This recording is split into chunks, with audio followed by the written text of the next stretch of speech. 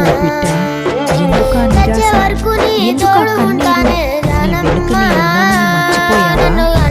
లోకం నిన్ను చూసి నవ్వినా, నీ వాళ్ళే నిన్ను తక్కువ చేసినా కుంగిపోకు. చీకటి తర్వాత వెలుగు రాక తప్పదు.